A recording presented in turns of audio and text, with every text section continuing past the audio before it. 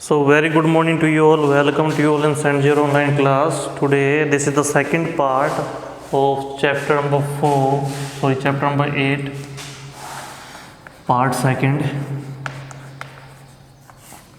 तो इसमें हमने पढ़ लिया था सेल के बारे में कि सेल हमारे शरीर की बेसिक यूनिट है और सेल के द्वारा ही टिश्यू बने हैं और उन टिश्यू जब जुड़ते चले जाएंगे तो मतलब बहुत इम्पोर्टेंट चीज़ ये है कि जब सेल जुड़ती जाती हैं तो उनसे टिश्यू बनते हैं और टिश्यू क्या करते हैं, हमारे ऑर्गन को डिज़ाइन करते हैं। ठीक है, तो फिर हमने एक क्वेश्चन किया था कि क्या हमारे जितने भी ऑर्गन हैं सबके अंदर सेल का नंबर सेम है, यानी जितने ईयर के और ईयर जो हमारा ऑर्गन है उसमें पाई जाती हैं सेल, क्या उतनी ही नोज़ में पाई जाएंगी, क्या उतनी ही लेग में पाई जाएंगी।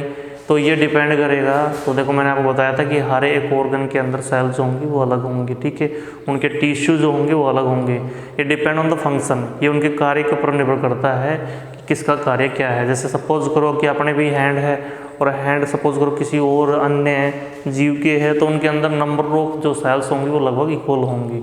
इनका साइज़ भी मैंने आपको बताया था वो लगभग माइक्रोन के अंदर होता है। बहुत छोटा होता है कहने मतलब ये। ठीक है, और एक जो है एग के बारे में बताता है, ऑस्ट्रिच एग 170 × 30 mm के लगभग उसकी क्या होती है, उसकी मेजरमेंट होती है। ठीक है, तो मैंने आपको बताया कि भाई फंक्शन के ऊपर डिपेंड करता है कि सेल कितनी किसके अंदर होनी चाहिए। फिर हमने ये भी बात की थी कि क्या सभी के अंदर सेल जो होती है वो बराबर होती है। जैसे हाथी के अंदर सेल जो है, क्या वो हमारे अंदर जो सेल पाई जाती है हम दोनों की सेल बराबर है या अलग अलग है। तो आप सोचते हो कि हाथी का शरीर बड़ा होता है और हमारा शरीर छोटा है, तो हमारे शरीर के आधार पे हमारे अंदर छोटी सेल पाई जानी चाहिए और हाथी के अंदर बड़ी सेल पाई जानी चाहिए। तो ये ज़रूरी नहीं है, हाथी के अंदर भी उतनी ही बड़ी सेल पाई जाएंगी जितनी हमारे अंदर होती हैं। ठीक है, दूसरी बात ये है कि फंक्शन जैसे टिश्यू है, उनके ईयर्स हैं, उनके अंदर जो भी टिश्यूज़ बनेंगे जिन सेलों से, तो वही सेल हमारे अंदर भी होंगी। ठीक है, तो मैंने आपको बताया कि ये डिपेंड करता है फंक्शन के आधार पे। तो आज अपन बात कर लेते हैं पूरी सेल स्ट्रक्चर के बारे में कि सेल जो है वो किस तरीके से वर्क करती है, सेल के अंदर क्या क्या होते हैं। तो आज हम ले रहे हैं एनिमल सेल, उसके हर एक पॉइंट को हम अच्छे से क्लियर करेंगे। एनिमल सेल, तो मैंने आपको बताया था कि एनिमल सेल वो लगभग इस तरीके से इलोंगेट होती है, एक तरीके से एनलार्ज, और इसके अंदर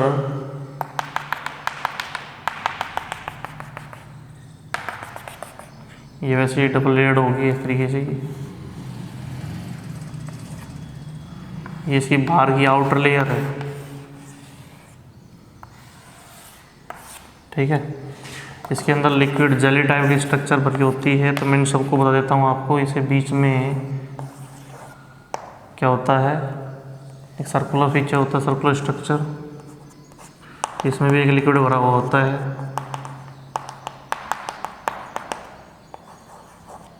ठीक है, तो देखो ये जो लिक्विड है ये इसमें कंप्लीट फैला हुआ होता है ऐसे।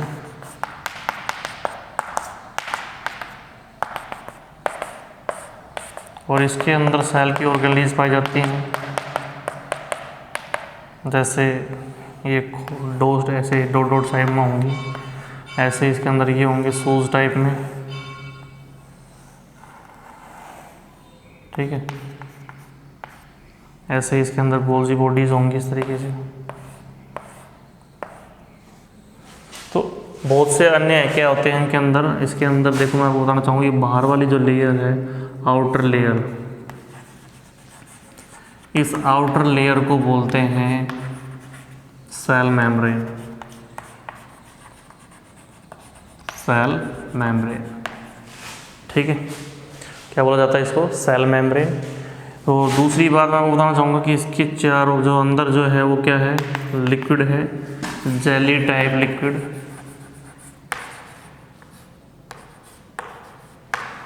इस लिक्विड को बोला जाएगा साइटोप्लाज्म। ठीक है, इस साइटोप्लाज्म के अंदर ये जो बीच में है इसको बोलते हैं अपन न्यूक्लियस। ठीक है, इसकी जो बाहर की लेयर इसको अपन बोलते हैं न्यूक्लियर मेम्ब्रेन।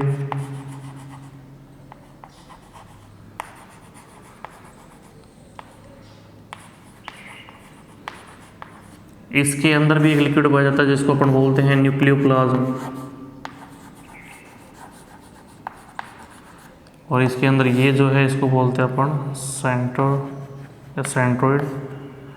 यहाँ इसके न्यूक्लियस के अंदर थ्रेड स्ट्रक्चर पाई जाती हैं,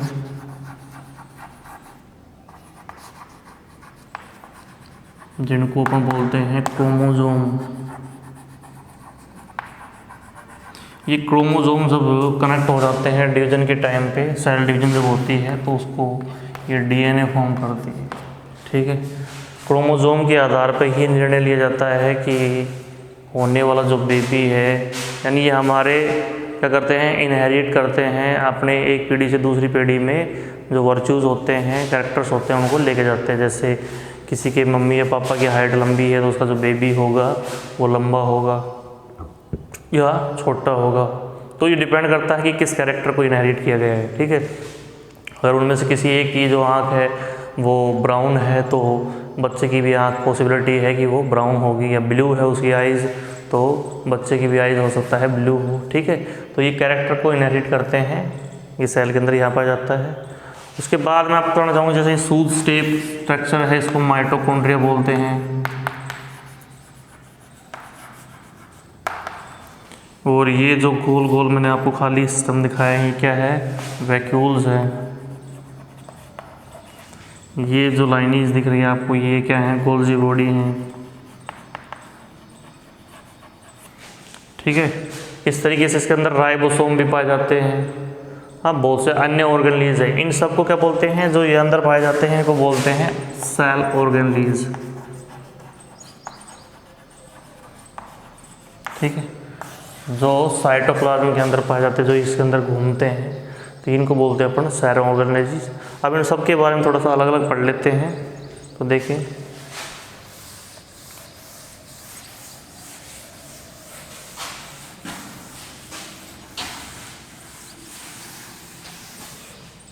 जैसे मैं फर्स्ट बात कर लेता हूँ सबसे पहले, तो हमारे पास है सबसे पहले सेल मेम्ब्रेन।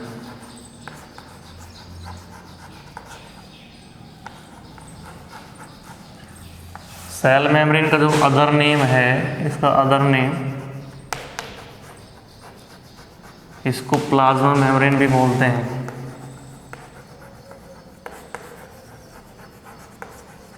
ठीक है, इसको प्लाज्मा मेम्ब्रेन भी बोलते हैं।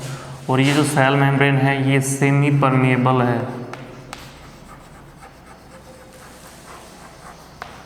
ठीक है, जो कि अलाउ करती है, किसको अलाउ करती है, जो वेस्ट है उसको आउटसाइड, और जो इम्पोर्टेंट कंपोनेंट है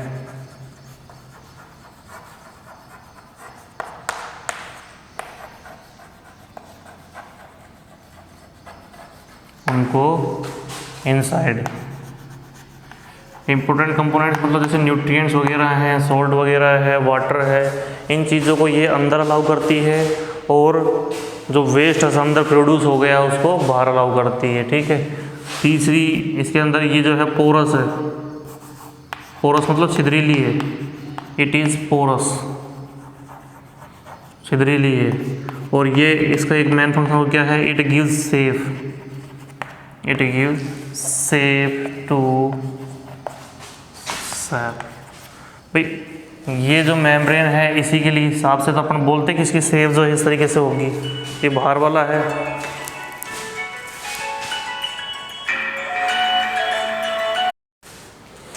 हाँ, तो भाई देखिए, अब इसमें अपन बात कर रहे थे कि इट इज़ पोरस और इट गिव्स सेफ दे रही है किसको, सेल को। तो मैंने आपको बताया था इसकी जो आउटर बाउंड्री है, ये बाउंड्री ही तो इसको सेफ देगी। और दूसरी बात ये है कि इसके अंदर क्या पाया जाता है, जैसे ये तो हो गया इसका न्यूक्लियस, और जो लिक्विड है फ्लूइड। ठीक है, तो अपन ये भी लिख सकते हैं कि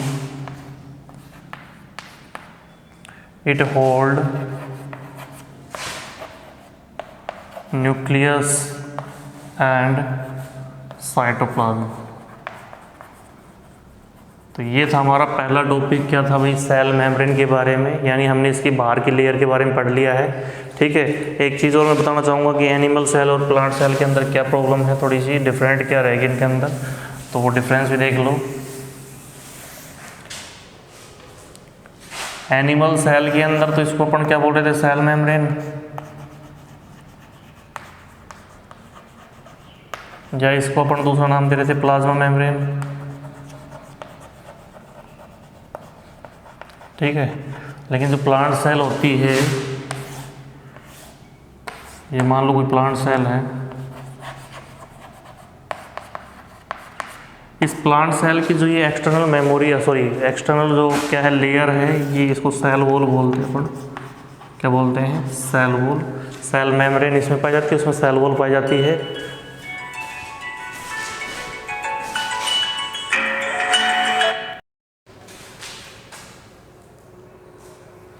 तो हम डिफरेंस की बात कर रहे थे, तो इसके अंदर क्या पाई जाती है, सेल वॉल पाई जाती है, और इसके अंदर क्या पाई जाती है, सेल मेम्ब्रेन पाई जाती है, ठीक है। और दूसरी बात ये है कि ये सेल्यूलोज की बनी होती है, ठीक है, सेल्यूलोज की, और ये जो है लिपिड और फैट की बनी होती है, लिपिड एंड फैट। उसके अंदर किससे बनी हुई होती है, सेल्यूलोज की बनी होती है, इसमें लिपिड या फैट से बनी हुई होती है, ये ध्यान रखना। इसके अंदर डिफरेंट ये है, ठीक है। और ये सेमी परमिएबल है, ये मैंने आपको बताया इसके बारे में, ठीक है। वो जो है सेल वॉल क्या करती है कि भाई आपको पता है कि प्लांट जो होते हैं इमूवेबल है, वो हिलते डुलते थे नहीं, मतलब यहाँ से वहाँ चले जाएंगे, इनके अंदर मूवमेंट थोड़ी ना होगी। वैसे तो मूवमेंट है इनके अंदर, मूवमेंट किस फॉर्म में होती है, जैसे मान लो इनके सीड्स जो हैं वो एक जगह से दूसरी जगह चले जाते हैं, इसके द्वारा सीड डिस्पर्सल की प्रोसेस के द्वारा, और वहाँ नया प्लांट जो है वो जनरेट कर देते हैं। लेकिन ये एक जगह स्टेबल है प्लांट, अगर एक ट्री की बात की जाए अपन, वो स्टेबल होगा, वो मूवमेंट नहीं कर पाएगा। तो वहाँ आपको पता है भाई तेज़ हवाएं हैं, या सनलाइट है, धूप ज़्यादा तेज़ पड़ती हो, या मान लो बारिश बहुत भयंकर हो, तो इन सब चीज़ों का सामना करने के लिए इनको एक थिक लेयर चाहिए। वो थिक लेयर इनकी जो है वो क्या है, सेल वॉल है। और यहाँ क्या बच जाती है अपने पास, सेल मेम्ब्रेन। ये थोड़ा सा डिफरेंट है इन दोनों के अंदर। अब नेक्स्ट अपन बात करते हैं, देखो पहले हमने इसके आउटर एरिया की बात कर ली कि इसकी जो बाहर वाली लेयर है वो सेमी परमिएबल होती है, और उसको अपन क्या बोलते हैं, सेल मेम्ब्रेन। इसके अंदर एक लिक्विड पाया जाता है, उस लिक्विड को अपन बोलते हैं साइटोप्लाज्म। क्या बोलते हैं, साइटोप्लाज्म। जो साइटोप्लाज्म है ये एक जेली टाइप लिक्विड है, ठीक है। अब इसका जो फंक्शन है, मेन फंक्शन इज टू, इसका जो मेन फंक्शन है वो क्या है, is to transport important nutrient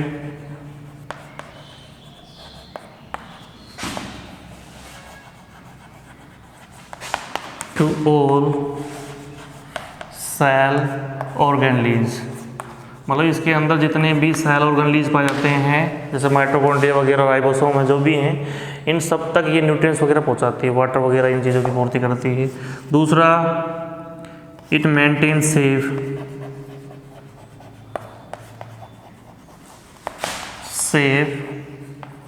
of a cell, ठीक है। तीसरा, movement, it gives movement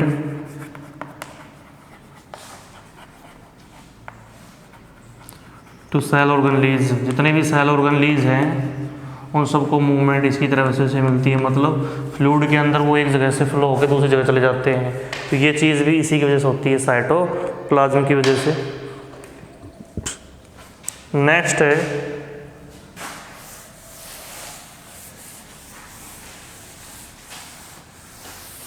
cytoplasm के बाद तीसरे नंबर पे अपन बात करते हैं न्यूक्लियस की, ठीक है। तो न्यूक्लियस में आपको बताना चाहूँगा कि ये बिल्कुल सेंटर में पाया जाएगा, और ये क्या करता है, इसका मेन फंक्शन क्या है, it is round in shape. एक तो गोल हो गया शेप में, ठीक है। दूसरा, इट्स मेन फंक्शन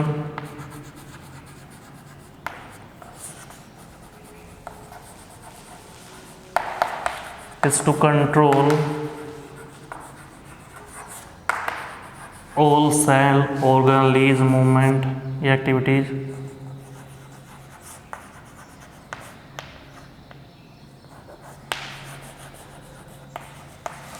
यानी एक्टिविटी को कंट्रोल करता है।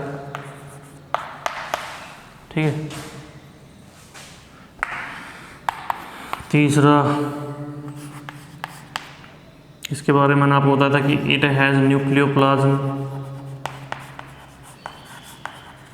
इसके अंदर लिक्विड पाया जाता है, सो न्यूक्लियोप्लाज्म होते हैं। जैसे सेल के अंदर जो लिक्विड पाया गया उसको साइटोप्लाज्म बोला हमने, न्यूक्लियस के अंदर जो पाया जाएगा उसको न्यूक्लियोप्लाज्म बोलेंगे। ठीक है। और इसके अंदर थ्रेड टाइप स्ट्रक्चर पाई जाती है, क्रोमोसोम या chromosomes are present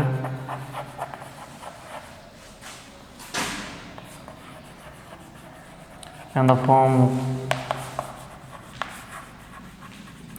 of thread, यानी थ्रेड टाइप स्ट्रक्चर में पाए जाते हैं। ठीक है। ये जो थ्रेड है ना, ये कंबाइंड हो जाते हैं इस तरीके से, ऐसे ऐसे मान लीजिए थ्रेड है, ये थ्रेड कंबाइंड हो जाते हैं और ये क्या बना लेते हैं, इस तरीके से ये जॉइंट हो जाते हैं। मैंने आपको बताया था वैसे इस थ्रेड स्ट्रक्चर को डीएनए एक तरीके से फॉर्म करता है, डीएनए बोलते हैं एक तरीके से। और लेकिन जब ये कंबाइंड हो जाते हैं सेल डिवीजन के टाइम पे तो उनको अपन क्रोमोसोम्स बोलते हैं। ठीक है। तो इसके अंदर ही पाए जाते हैं जो कि इनहेरिट करते हैं हमारे कैरेक्टर्स को। ठीक है। और ये इसका मेन पार्ट है, मेन फंक्शनिंग पार्ट है, इसका मतलब ये कंट्रोल करता है सारे सेल ऑर्गेनेल्स को, इसका ये इंपॉर्टेंट चीज़ है इसके अंदर। और न्यूक्लियस जो है वो एक तरीके से स्फेरिकल शेप में है, ये भी एक इसके बारे में बात है कि ये अंदर होता है। और इसके अंदर जो लेयर होती है ना न्यूक्लियोप्लाज्म, में अभी आपको बता रहा था कि जैसे ये न्यूक्लियस है, इसके ऊपर एक लेयर है, ये जो लेयर है ना इसको अपन न्यूक्लियोप्लाज्म बोल रहे थे। जैसे सेल मेम्ब्रेन बोला या न्यूक्लियर मेम्ब्रेन भी बोल सकते हैं इसको आप। न्यूक्लियोप्लाज्म तो सॉरी इसके अंदर लिक्विड था, ये तो लिक्विड था। वैसे इसकी बाहर वाली लेयर को अपन क्या बोलेंगे, न्यूक्लियर मेम्ब्रेन,